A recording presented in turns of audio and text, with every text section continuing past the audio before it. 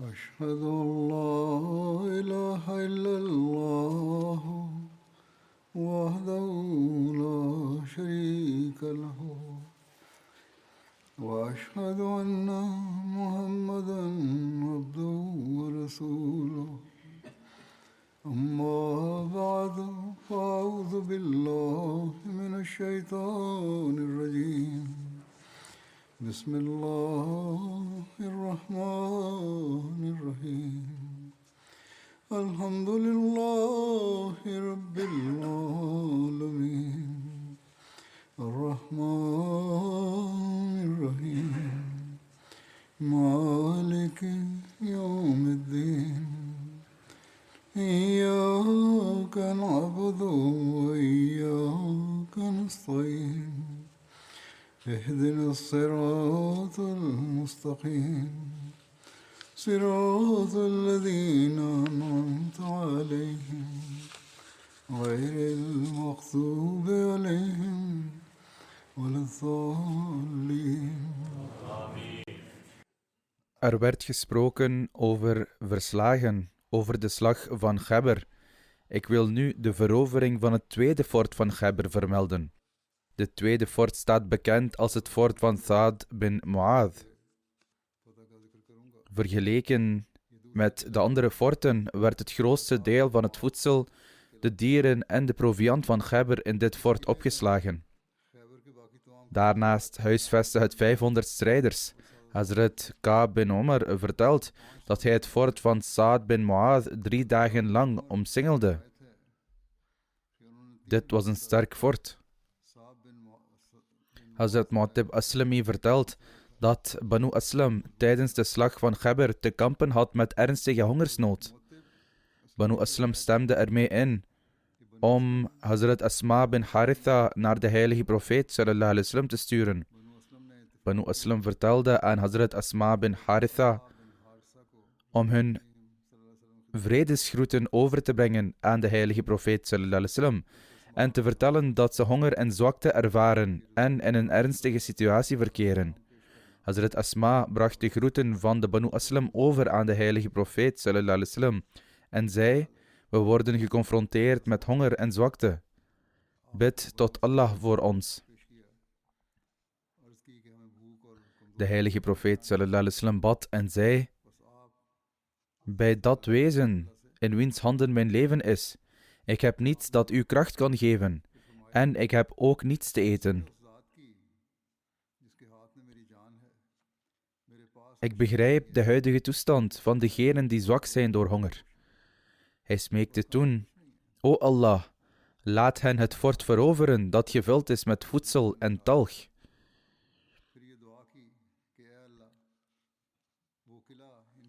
Hierna gaf hij de vlag voor de slag aan Hubab bin Mundhir. De details hiervan zijn als volgt vastgelegd. Een persoon uit de Joden, wiens naam Joshua was, stapte naar voren voor een duel. Dat wil zeggen, voor een individueel gevecht. Hij riep op tot een duel. En Hazrat Hubab bin Mundhir stapte onmiddellijk naar voren om hem uit te dagen. Ze vochten totdat Hazrat Hubab hem doodde. Hierna riep een Joodse man genaamd Zeal op tot een duel. Hazrat Amara bin Uqba Ghifari stapte naar buiten om hem uit te dagen. Hij stapte naar voren en sloeg op het hoofd van zijn tegenstander, waardoor zijn hoofd openspleet. Hazrat Amara bin Uqba Ghifari zei: hier zo, ik ben de jeugd van de Ghifar-stam. Hierop zeiden de metgezellen: zijn jihad is ongeldig geworden. Met andere woorden, toen hij deze slogan gebruikte, zijn stam noemde en zijn trots uitdrukte, zeiden de metgezellen dat het niet fatsoenlijk was om jezelf te prijzen. Toen dit aan de heilige profeet sallallahu alaihi wasallam werd verteld, zei hij: het is prima, het is goed. Hij zal zijn beloning ontvangen en ook de lof die hem toekomt. Als iemand dit onder zulke omstandigheden doet, is er geen kwaad. Hazrat Muhammad bin Maslama vertelt dat ik de heilige profeet sallallahu alaihi wasallam pijlen zag afschieten en dat geen van zijn pijlen het doel miste. Hij keek naar mij en glimlachte. Hazrat Hubab bin Mundhir betrad het fort met zijn contingent en veroverde het fort na een hevige strijd. Ze namen alle wapens en voorraden in beslag. De Joden die de opdracht hadden het fort te beschermen, werden gedood en een aantal van hen werden gevangen gezet. Hazrat Mu'attib Aslami, die naar de heilige profeet sallallahu alaihi wasallam ging en verzocht om gebeden vanwege de honger, vertelt: we waren nog niet teruggekomen dat Allah ons de overwinning schonk over het fort van Saad bin Mu'adh. Hazrat Jabir vertelt. Dus dat wil zeggen dat hij net was teruggekeerd nadat hij de heilige profeet sallallahu alaihi wasallam had verteld dat we in een ernstige toestand verkeerden vanwege de honger. In die tijd was de strijd begonnen en behaalden ze de overwinning. Hazrat Jabir vertelt: de hoeveelheid voedsel die uit fort Saab werd verkregen was zo groot dat we van geen enkel ander fort zoveel hebben gekregen. Het bevatte gerst, dadels, geklaarde boter, honing, olie en talg.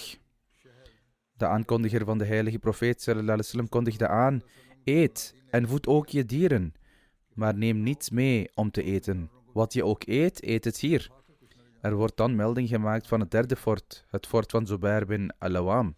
De verovering ervan wordt als volgt vermeld. Dit fort heette voorheen Fort Qola en het werd later gegeven in het aandeel van Hazrat Zubair bin al-Awam. Om deze reden werd het bekend als het fort van Zubair.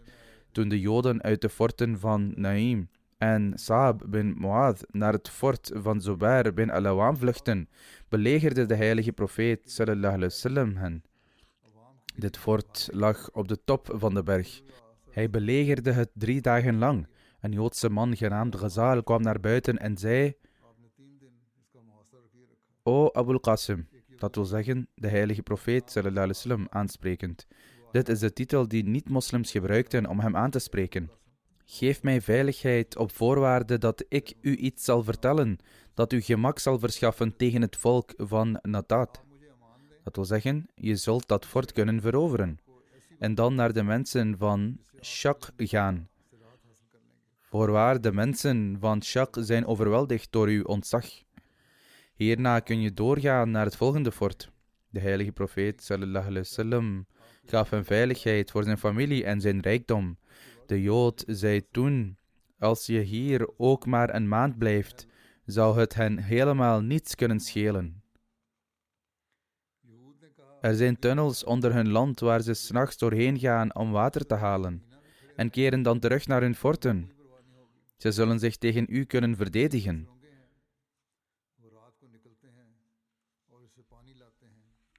Als je hun weg naar het water blokkeert, zullen ze hun wapens voor je neerleggen. De heilige profeet sallallahu alaihi wasallam volgde hem en zij blokkeerden de tunnels. Toen hun pad naar de waterbron werd afgesneden, kwamen ze tevoorschijn uit hun fort en er ontstond een hevige strijd. Dat wil zeggen, de strijd begon. Op deze dag werden enkele metgezellen gemarteld en werden 10 Joden gedood.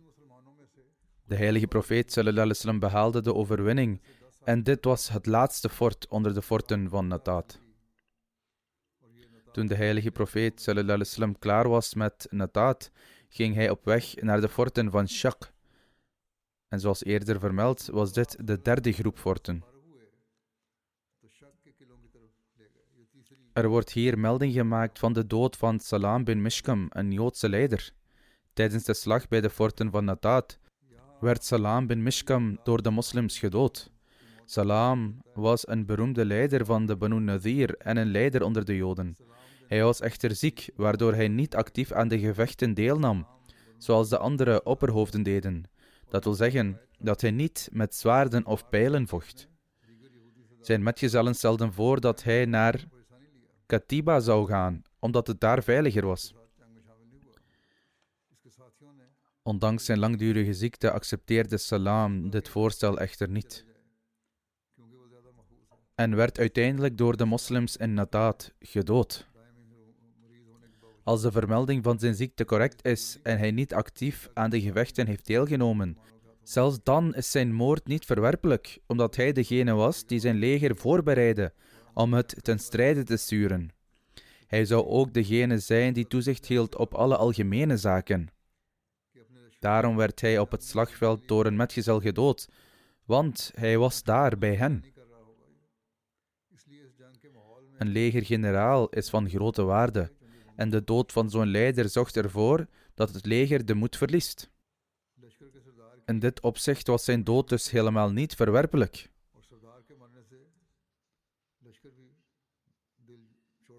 Dan zijn er overleveringen over de belegering van beide forten van Shaq en de overwinning op hen.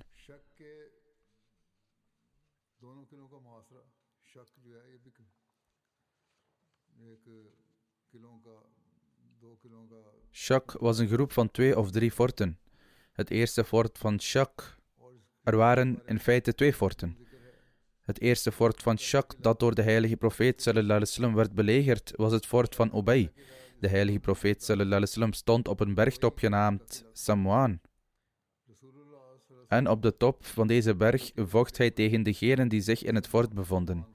Bij het begin van de strijd vroeg een Joodse man om een duel en Hazrat Hubab bin Mundir kwam naar buiten om hem te confronteren. Ze vielen elkaar aan. Met 1 slag sneed Hazrat Hubab de helft van de rechterarm van zijn tegenstander af en het zwaard van de tegenstander viel uit zijn hand.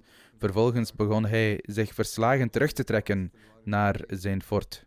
Hazrat Hubab volgde hem en doorboorde zijn ruggenmerg. Hij viel, waarop Hazrat Hubab hem doodde. Toen kwam er een andere man naar voren en kondigde aan: wie zal er naar buiten komen om mij te confronteren? Een van de moslims, die tot de familie Jahash behoorde, stapte naar voren.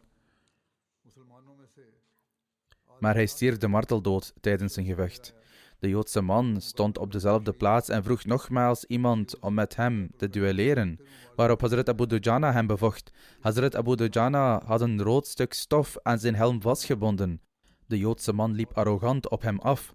Hazrat Abu Dujana ging heel snel vooruit en sloeg hem zo hard dat zijn been eraf brak, waarna hij stierf. Hazrat Abu Dujana haalde de militaire uitrusting, het pantser en het zwaard van de man op en kwam naar de heilige profeet sallallahu alaihi wasallam, die deze voorwerpen teruggaf aan Hazrat Abu Dujana. De Joden stopten vervolgens met het voeren van een 1-op-1 gevecht. Daarna is er niemand meer gekomen om te duelleren. De moslims riepen vervolgens leuzen van Allahs grootheid en lanceerden een volledige aanval, waardoor ze toegang tot het fort verkregen. Hazrat Abu Dujana was voor alle moslims. De moslims vonden proviand, geiten en voedsel in het fort. De Joden vluchtten door over de muren te klimmen, springend als gazellen, en ze bereikten allemaal het andere fort van Shaq. Ze renden snel weg. De heilige profeet sallallahu alaihi wasallam ging samen met zijn metgezellen op weg naar hen en er ontstond een strijd tegen de Joden. De Joden schoten heftig pijlen af en gooiden stenen naar de moslims. Als reactie op de Joden begonnen de moslims ook pijlen af te vuren als hen. Maar de pijlen van de Joden veroorzaakten aanzienlijke schade aan de moslims, omdat de Joden pijlen afvuurden vanaf de torens van het fort. Dat wil zeggen, ze schoten van bovenaf. Terwijl de moslims hun kamp hadden opgeslagen aan de voet van het fort. De heilige profeet sallallahu alaihi wasallam schoot naast de moslims ook pijlen op de Joden. Er wordt vermeld dat de Joden specifiek op deze plaats mikten, waar de heilige profeet sallallahu alaihi wasallam gelegerd was, omdat er in dat gebied veel pijlen neerkwamen. De heilige profeet sallallahu alaihi wasallam zat tussen zijn metgezellen toen er een pijl kwam en zijn kleding doorboorde. Een andere overlevering stelt dat de heilige profeet sallallahu alaihi wasallam gewond raakte door die pijl. En zijn kleren scheurden erdoor. Vervolgens haalde hij de pijl eruit, pakte een handvol stenen en gooide ze in de richting van het fort. Hierdoor begon hun fort te beven en de moslims vielen vervolgens de Joden aan en namen hen gevangen, waarna ze het fort innamen. Toen waren er 3 forten van Qatiba. De moslims belegerden alle 3 de forten. Hierover staat geschreven dat toen de heilige profeet sallallahu alaihi wasallam de forten van Shaq en Natat veroverde, de Joden naar de 3 forten van Qatiba verhuisden, namelijk Wati, Sulalim en Qamoos. Het grootste fort van Qatiba was het Qamoos-fort, dat ook het best versterkt was. De Joden barricadeerden zichzelf in deze 3 forten. Ze zouden niet vanuit hun forten kijken en geen van hen zou tevoorschijn komen voor een duel. De heilige profeet sallallahu alaihi wasallam bleef deze forten 14 dagen lang omsingelen, totdat hij uiteindelijk besloot een katapult te gebruiken.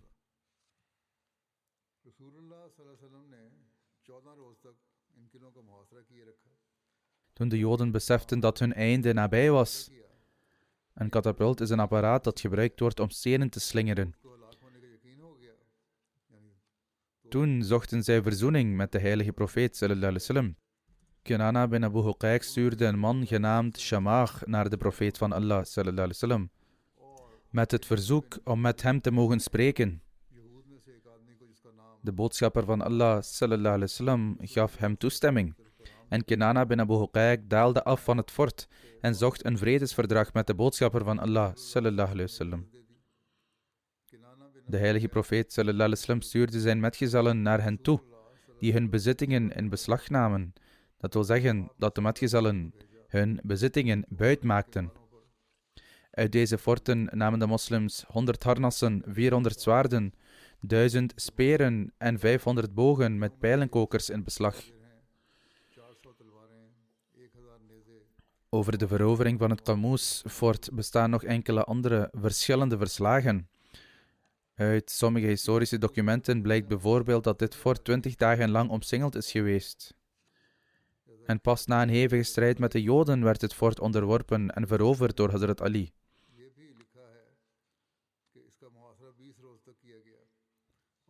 Wat betreft de verovering van dit fort, biografen hebben dezelfde details geschreven die andere historici aan het Naim-fort toeschrijven.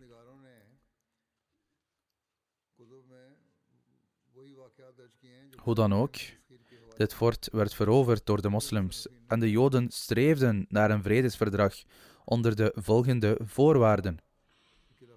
Nummer 1. De Joden moesten alle forten verlaten en alle uitrusting en artillerie voor de oorlogsvoering achterlaten,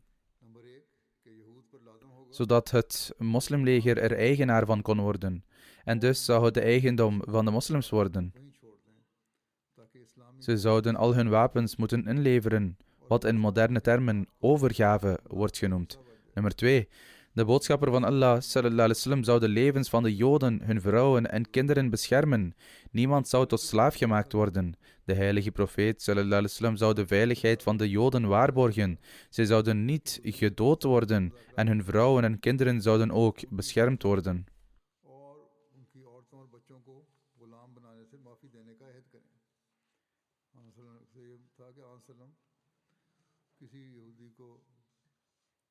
Nummer 3. De Joden zouden in ballingschap gaan en richting Syrië trekken. Nummer 4. De moslims zouden de Joden toestaan om wanneer zij naar Syrië vertrokken, om alleen de goederen mee te nemen die op hun transportdieren pasten. Nummer 5. Voordat ze vertrokken, zouden de Joden de moslims over eventuele verborgen schatten in het gebied informeren en het aan hen overgeven.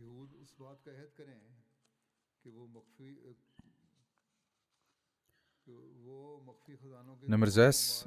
De Joden erkenden dat als zij enige voorwaarden van dit pact zouden schenden of iets verbergen dat ze hadden moeten onthullen, dan zouden de voorwaarden van dit verdrag nietig worden.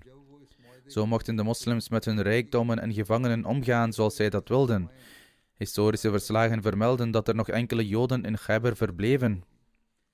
Nadat de moslims de overwinning behaalden en zij moesten de helft van hun oogstopbrengst aan de moslims afstaan.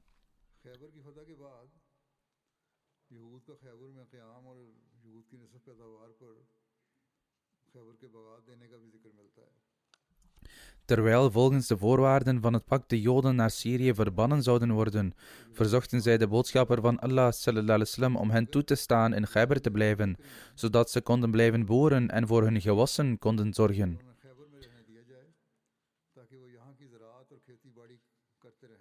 Omdat ze experts waren in de lokale landbouw. De boodschapper van Allah sallallahu alaihi wasallam accepteerde hun verzoek en stond hen toe om voor dit doel in Khaybar te blijven, stellend dat ze de helft van de opbrengst konden krijgen in ruil voor hun landbouwactiviteiten. De heilige profeet sallallahu alaihi wasallam toonde groot medeleven met hen.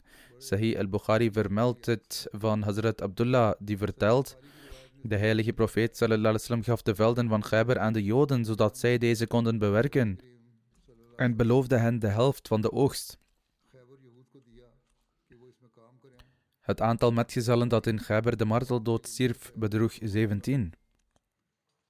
Hun namen zijn als volgt: Hazrat Rabia bin Akhtam, Hazrat Saqaf bin Amr, Hazrat Rifa bin Masrood, Hazrat Abdullah bin Umayya, Hazrat Mahmoud bin Maslama, Hazrat Abu Zia bin Noman, Hazrat Harith bin Hatib, Hazrat Adi bin Murra, Hazrat Aus bin Hudab, Hazrat Unaid bin Wail, Hazrat Masood bin Saad, Hazrat Bishr bin Bara, Hazrat Fuzail bin Noman, Hazrat Amir bin Al-Aqwa, Hazrat Ammara bin Uqba, Hazrat Yassar, een Abbasijnse slaaf, en één persoon uit de stam Ashja, van wie de naam niet is opgetekend.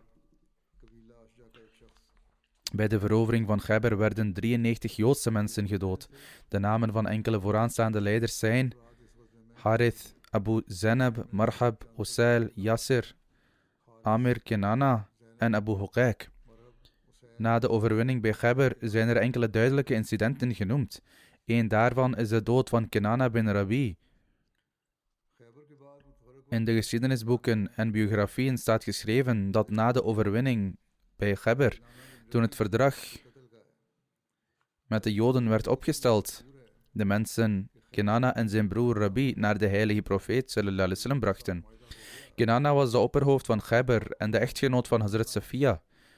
Rabi was zijn neef van vaderskant.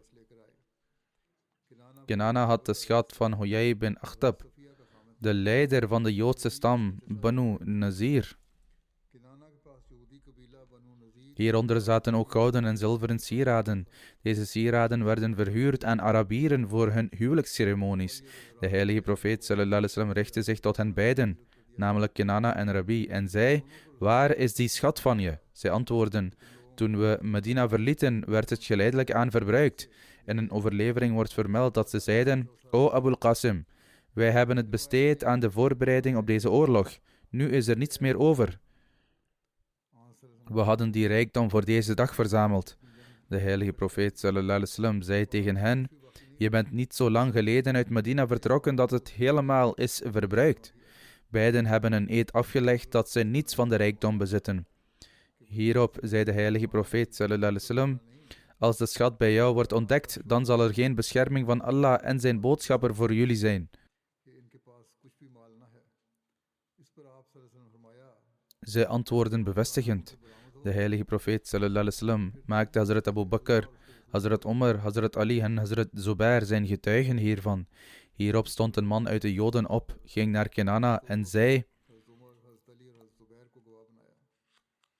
als je hebt wat Mohammed sallallahu alaihi wasallam vraagt, geef het hem dan. Als je ervan weet, geef het dan. Of, als je het weet, vertel het hem, want het kan je leven redden.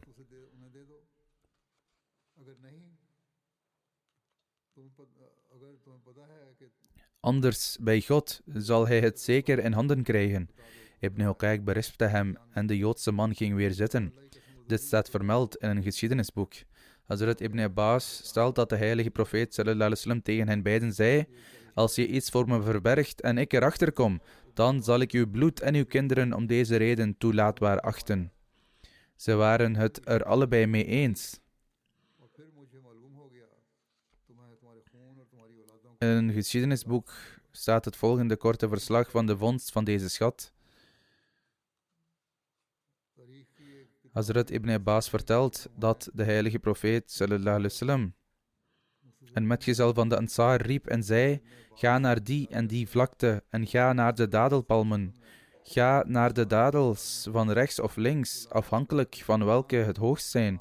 Zie wat er ook is en breng alles naar mij toe. Dat wil zeggen, wat er ook onder hen is. De waarde van de schat werd geschat op 10.000 dinar. Wegens hun verraad werden ze beiden geëxecuteerd en hun families werden gevangen genomen. Dit is één overlevering. Volgens een andere overlevering, in hoeverre dit juist is, zal later worden geanalyseerd. In een andere overlevering wordt genoemd, waarin Ibn Ishaq stelt dat Kinana voor de heilige profeet sallallahu alaihi wasallam werd gebracht. En hij bezat de schat van de Banu Nadir. Hij werd ondervraagd over de schat, maar ontkende er iets van te weten. Toen werd een Joodse man, Thalba genaamd, voor de heilige profeet sallallahu alaihi wasallam gebracht. In sommige overleveringen wordt vermeld dat Saya bin Salam bin Abi Huqayq werd gebracht en ondervraagd. Hij vertelde de heilige profeet sallallahu alaihi wasallam: ik zag Kinana elke ochtend rond die ruïnes cirkelen. De heilige profeet sallallahu alaihi wasallam stuurde Thaliba samen met Zubair bin al-Awam en een paar moslims naar waar Thaliba had vermeld. Toen die plek werd opgegraven, werd de schat ontdekt. In een overlevering wordt vermeld dat een deel van de schat werd gevonden, maar de rest nooit meer. Bovendien weigerde Kinana de locatie bekend te maken. Hierop gaf de heilige profeet sallallahu alaihi wasallam opdracht aan Hazrat Zubair om Kinana te straffen. Hazrat Zubair bracht stukken vuursteen mee en sloeg ermee op zijn borst, waardoor er vonken afsprongen. Toen hij bijna dood was, vertelde hij over de overgebleven schat. Hierop gaf de heilige profeet sallallahu alaihi wasallam Kinana over aan Mohammed bin Maslama, zodat hij hem kon doden. Zo doodde Mohammed bin Maslama Kinana als vergelding voor de moord op zijn broer Mahmoud bin Maslama, die de marteldood stierf toen er een molensteen op hem viel. Niettemin werd hij gedood, maar de manier waarop het hele verslag is verteld, is in strijd met het voorbeeld en het gedrag van de heilige profeet sallallahu alaihi wasallam. In sommige overleveringen wordt vermeld dat de heilige profeet sallallahu alaihi wasallam beval dat beide broers geëxecuteerd moesten worden. Volgens een overlevering werd Kinana gedood door Mohammed bin Maslama, terwijl zijn broer werd overgedragen aan de familie van Bishr bin Bara. En hij werd gedood als vergelding voor Bishr bin Bara. De heilige profeet sallallahu alaihi wasallam verklaarde dat hun rijkdom geoorloofd was en zette hun kinderen gevangen. Deze overleveringen zijn te vinden in de authentieke geschiedenisboeken en de biografieën van de heilige profeet sallallahu alaihi wasallam, bijvoorbeeld Tarikh al-Tabri, Tarikh al-Khamis, At-Tabqat van Ibn Sa'd, Kitab al-Maghazi door al-Waqidi, Sirat ibn Hisham, Sirat ibn Ishaq en Sirat al-Halabiyya en al-Zurqani enzovoort. En dat Kinana om deze reden werd gedood, wordt vermeld in de hadithboeken, zoals Sunan Abi Dawud. Er zijn echter verschillende redenen genoemd voor de dood van Kinana. En er zijn ook verschillende overleveringen. En uit deze overleveringen komt aan het licht dat de reden voor de dood van Kinana niet was dat hij weigerde de schat te geven. Hoe dan ook, dit incident in Khyber wordt door de Orientalisten in hun boeken vermeld. Zo hebben de critici die de gewoonte hebben beschuldigingen te uiten over de islam en het gezegende karakter van de heilige profeet sallallahu alaihi wasallam beweerd dat de heilige profeet sallallahu alaihi wasallam hebzucht en een dorst naar rijkdom had. Of ze probeerden het te laten lijken alsof, God verhoede, dat de heilige profeet sallallahu alaihi wasallam verschillende onderdrukkende en onrechtvaardige daden uitvoerde. Degenen die zulke beschuldigingen uiten, lieten alle redelijkheid en rechtvaardigheid varen, omdat het leven van de heilige profeet sallallahu alaihi wasallam als een open boek was, zichtbaar voor iedereen. Voor het begin van een gevecht zou hij een openlijke aankondiging doen, waarin hij waarschuwde geen enkel kind te doden, nog enige vrouw te doden, en in die mate dat hij zelfs verbood om onnodig bomen te kappen. Voor iemand die het niet kon verdragen om een dier in pijn te zien, hoe kon hij zijn medemensen kwaad doen en hen hardvochtig behandelen? Zo is het voeren van oorlog enkel en alleen om buit te verkrijgen een volkomen ongegronde beschuldiging. En wat betreft de slag van Khyber, voor het vertrek uit Medina had de heilige profeet sallallahu alaihi wasallam een aankondiging gedaan dat iedereen die aan de strijd wilde deelnemen om buit uit deze oorlog te verkrijgen, niet met hen zal meegaan. De details hiervan zijn eerder vermeld. Wanneer dergelijke overleveringen aan het licht komen over een profeet, wiens acties zijn wat zojuist is beschreven, dan eist de rechtvaardigheid dat wij dergelijke overleveringen grondig moeten analyseren en onderzoeken. De eerste poging zou moeten zijn om zoveel mogelijk eer te bewijzen aan elke hadith en overlevering. En indien mogelijk moet de inhoud met elkaar in overeenstemming worden gebracht. De eer en het zuivere karakter van de heilige profeet sallallahu alaihi wasallam zijn echter van het grootste belang. De heilige profeet sallallahu alaihi wasallam was de belichaming van rechtvaardigheid en billijkheid en was een genade voor de mensheid. Elke overlevering die hiermee in tegenspraak is, kan niet worden geaccepteerd. Historici en auteurs van de biografie van de heilige profeet sallallahu alaihi wasallam hebben echter verklaard dat er honderden overleveringen in ahadith te vinden zijn die door mensen zijn verzonnen die later kwamen. Bovendien is het een vastbestaand feit dat de Joodse stammen hierbij betrokken waren en ze zouden onjuiste overleveringen verzinnen. Ons onderzoeksteam heeft een uitstekende analyse van dit incident gepresenteerd over de dood van Kenana en zijn broer.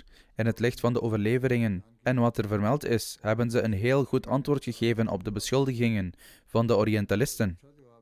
Zij stellen, de getuigenissen uit deze overleveringen geven duidelijk aan dat de vertellers bij elke stap fouten hebben gemaakt in hun verslaggeving. Ze zijn sommige aspecten vergeten en hebben anderen door elkaar gehaald. Zelfs als er een incident zou zijn zoals vermeld, dan is een heel triviale zaak enorm overdreven en er iets heel groots van gemaakt en het hele verslag is een negatieve draai gegeven. Het lijkt bijvoorbeeld nogal vreemd dat nadat het vredesverdrag met de Joodse stammen was getekend en alle aspecten waren vastgelegd, er dan een eis werd gesteld over een schat. Dit komt omdat elke recht om eigendommen of rijkdommen van de Joden te bezetten zou worden ontkend door de voorwaarden van het verdrag zelf, met uitzondering van het land rond Gebber. Bovendien, als de schat inderdaad gevonden is, zoals vermeld in deze overleveringen, waar ging het dan heen? Elk afzonderlijk product uit de buit van Gebber is gedetailleerd vermeld in de geschiedenisboeken en biografieën. Geklaarde boter, talk, dadels, kleding, proviand, vee, speren, zwaarden, pijlen, schilden enzovoort, maar nergens wordt er melding gemaakt van x hoeveelheid goud, zilver, diamanten en andere juwelen die gevonden waren. Integendeel, er staat geschreven dat uit de buit van Gebber er geen goud of zilver werd verkregen. Dit is een overlevering van Sahih al-Bukhari. De overleveringen die melding maken van het onderzoek naar de schat zitten vol tegenstrijdigheden en problemen. In sommige overleveringen werd alleen Kenana ondervraagd. In sommige teksten wordt vermeld dat zowel Kenana als zijn broer werden geroepen. In sommige overleveringen wordt vermeld dat een Joodse man samen met hen werd ondervraagd. In sommige overleveringen wordt vermeld dat hun oom, Huyay, werd ondervraagd. En na al dit onderzoek, als er een straf zou worden opgelegd, zouden velen schuldig zijn verklaard. Maar volgens deze overleveringen werden er slechts 2 gestraft, namelijk Kenana en zijn broer. Volgens sommige overleveringen werd alleen Kenana gestraft. In Bukhari staat geschreven dat toen Hazrat Umar van plan was de Joden uit Khaybar te verbannen tijdens zijn kalifaat, een zoon van Abu al-Huqaiq naar hem toekwam. De commentator van Bukhari, Allama ibn Hajar, schrijft dat deze broer van Kenana in leven bleef tot het tijdperk van Hazrat Umar en in Khaybar bleef tot de ballingschap. Dus ook het verslag over de moord op de broer klopt niet. Sommige biografen leiden uit deze overlevering in Bukhari af dat alleen Kenana werd gestraft. Hoe dan ook, al deze uitspraken die gedaan zijn bevatten veel tegenstrijdigheden, waardoor alle dergelijke overleveringen waarin melding wordt gemaakt van lijfstraffen voor het verkrijgen van schatten als dubieus worden beschouwd. De waarheid is dat dit hele incident onjuist is. Zo schrijft een bekende biograaf Allama Shibli Nomani. In de gebeurtenissen van Khaybar hebben de biografen een overlevering verteld die absoluut onjuist is. Het is in de meeste boeken overgeleverd en is in algemeen geaccepteerd geworden, wat betekent dat het geaccepteerd is en opgenomen in de overleveringen.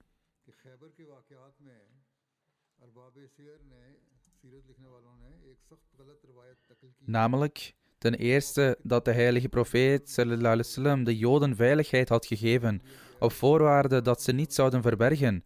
Maar toen Kenana bin Rabi weigerde zijn schat te onthullen, de heilige profeet sallallahu alaihi wasallam Hazrat Zubair de opdracht gaf om de locatie van de schat met dwang uit hem te verkrijgen. Hazrat Zubair zou zijn borst met vuursteen verbranden tot hij bijna dood was. Uiteindelijk liet de heilige profeet sallallahu alaihi wasallam Kenana doden en werden alle Joodse vrouwen als slaven genomen. Alleen dit deel van de overlevering is juist, dat Kenana werd gedood, maar niet omdat hij weigerde de schat te onthullen, eerder omdat Kenana Mahmoud bin Maslama had vermoord. In Tabari wordt expliciet vermeld dat de heilige profeet sallallahu alaihi wasallam Kinana aan Mohammed bin Maslama overhandigde, die hem doodde als vergelding voor zijn broer Mahmoud bin Maslama. Wat de rest van de overlevering betreft, zowel Tabari als Ibn Hisham hebben het overgeleverd van Ibn Ishaq, maar Ibn Ishaq heeft geen enkele naam van een verteller voor deze overlevering genoemd. Geleerden van de hadith hebben expliciet in de boeken van overleveraars verklaard dat Ibn Ishaq de gebeurtenissen van de militaire expedities van de heilige profeet sallallahu alaihi wasallam vertelde uit Joodse bronnen. Hij nam veel overleveringen van Joodse bronnen. Deze overlevering moet ook worden beschouwd als een van de Joodse bronnen die nooit de waarheid over deze kwestie zouden vertellen. Daarom noemt Ibn Ishaq geen namen van overleveraars. Zo hard zijn voor iemand om hem een schat te laten onthullen dat vuur met een vuursteen op zijn borst wordt geworpen, is ver beneden de waardigheid van iemand die een genade voor alle werelden is. Dezelfde persoon die degene die hem probeerde te vergiftigen, helemaal niet confronteert, die hen niet straft. Zou hij iemand kunnen laten verbranden voor een paar centen? Het werkelijke incident was slechts dit, dat Kinana veiligheid kreeg op voorwaarde dat hij geen verraad zou plegen of valse verklaringen zou afleggen. Er is in feite een overlevering die stelt dat hij ook had ingestemd dat als hij iets in tegenspraak ervan zou doen, zijn bloed wettig zou worden. Kinana pleegde verraad en de belofte van veiligheid die hem was gegeven werd teniet gedaan. Kinana had Mahmoud bin Maslama vermoord, dus hij werd gedood als vergelding.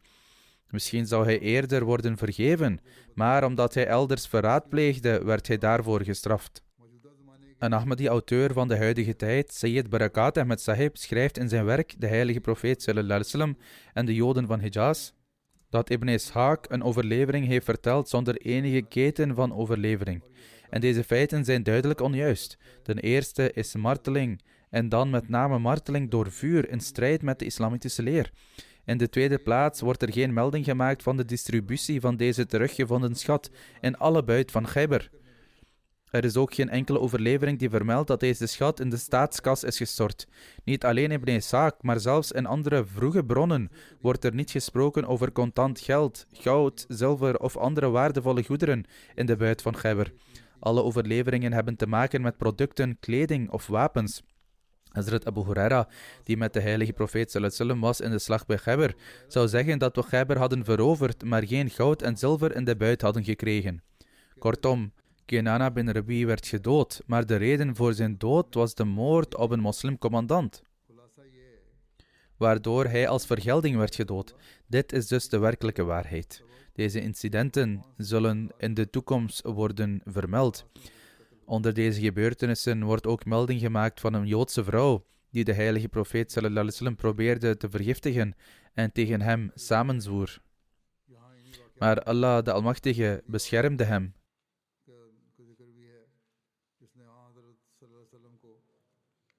Als God het wil, zal ik in de toekomst de details van dit incident uitleggen, want het is nogal vrij lang. Op dit moment wil ik het hebben over een overleden lid en vervolgens zijn begrafenisgebed in afwezigheid leiden. Master Mansour Ahmed Sahib Kalo, zoon van Sharif Ahmed Sahib Kalo, die deze dagen in Australië verbleef, is de afgelopen dagen overleden. Inna lillahi wa inna ilayhi raji'un. De overledene was de kleinzoon van Chaudhry Sardar Khan Sahib radiyallahu anhu van Chahur en metgezel van de beloofde Messias al-Islam. Hij ontving zijn opleiding in Rabwa en had de eer om zijn geloof al vanaf zijn kindertijd te dienen. Hij begon zijn werk bij Bashirabad Talim al-Islam High School in Sindh. Hij bleef ongeveer 34 jaar verbonden aan het onderwijs. Ook in Bashirabad kreeg hij de kans om te dienen. Hij was de Qaid Khuddam al-Ahmadiyya en diende ook als plaatselijk voorzitter van de gemeenschap. Hij kreeg ook de kans om voor het Jubileumfonds te werken. Hij kreeg ook de kans om 18 jaar als secretaris-generaal in Hyderabad te werken. Daarna diende hij 13 jaar als district amir van Hyderabad en als plaatselijk amir. Zijn gewoonte was dat na het beëindigen van zijn werk, zijn dienstverband, hij onmiddellijk naar de moskee zou komen en daar al het werk zou doen. En na het Maghribgebed ging hij naar huis. Soms bleef hij nog langer achter. Hij was zeer toegewijd aan Khilafat en reageerde op elke oproep. Hij zorgde voor de armen, was gastvrij, meelevend en zeer genereus. Hij nam familieleden in huis en voorzag hen van onderwijs. Veel van zijn studenten wonen verspreid over de hele wereld, waaronder missionarissen, artsen en ingenieurs. Hij was een moesie. Onder de overlevenden bevinden zich zijn vrouw, een dochter en 5 zonen. Mubashir Ahmed Gondal Sahib, die lid is van het kantoor van Amir Sahib UK, was getrouwd met de zus van zijn vrouw. Zijn zoon Osama zegt dat hij sinds zijn kindertijd de sterke band van zijn vader met de moskee en de gemeenschap zag. Het gebeurde zelden dat hij weigerde naar de moskee te gaan. Hij was regelmatig op kantoor aanwezig. Behalve een uiterste noodzaak liet hij zich nooit weerhouden om naar kantoor te gaan, en de leden van de gemeenschap wisten ook dat ze hem op kantoor of in de moskee konden vinden. Hij eerde en bediende de gasten van het hoofdkantoor met veel respect. Na enige tijd verhuisde hij naar Australië. Er waren rechtszaken tegen hem aangespannen. Er waren geen rechtszaken, maar hij verhuisde vanwege andere omstandigheden.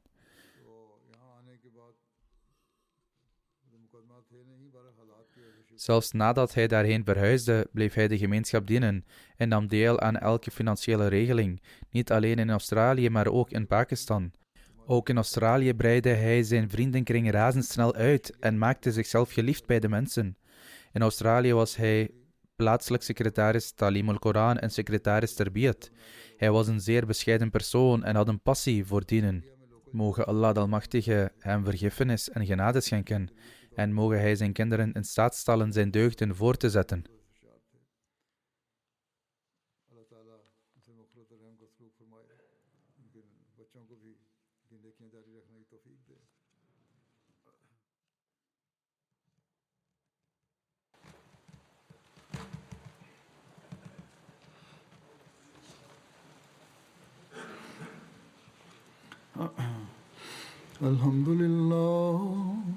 Alhamdulillah, nahmaduhu wa nasta'inuhu wa nastaghfiruhu wa nu'minu bihi wa natawakkalu alayhi wa na'udhu billahi min shururi anfusina wa min sayyiati a'malina.